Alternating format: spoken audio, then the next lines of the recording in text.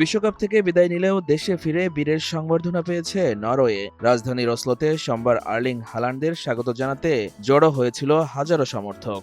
রাজপরিবারের সদস্যদের উপস্থিতিতে উৎসবমুখর পরিবেশে উদযাপিত হয় নরওয়ের ইতিহাসের অন্যতম সেরা বিশ্বকাপ অভিযান। নিজেদের ইতিহাসে এবারই প্রথমবারের মতো বিশ্বকাপের কোয়ার্টার ফাইনাল খেলেছে নরওয়ে। গ্রুপ পর্বে ইরাক ও সেনেগালকে হারিয়ে সেরা ৩২-এ জায়গা করে নেয় তারা। আইভরি কোস্টকে হারিয়ে শেষ ১৬তে পা রাখে। সেখানেই সবচেয়ে বড় চমক উপহার দেয় হালান্ডরা। ব্রাজিলকে ২-১ গোলে হারিয়ে শেষ ৮-এ পা রাখে নরওয়ে।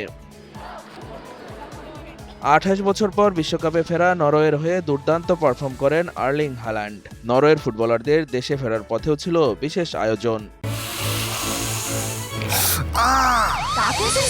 সেন্সিটিভিটি আমার নাই, আছে হোয়াইট প্লাস প্রো সেন্সিটিভ।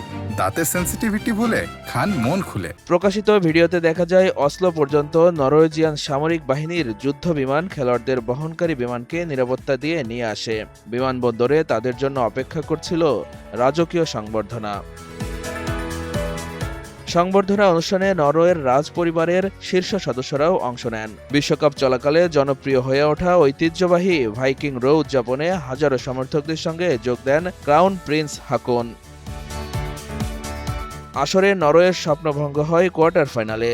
মায়ামিতে ইংল্যান্ডের বিপক্ষে হেরে বিশ্বকাপ অভিযান শেষ হয় তাদের।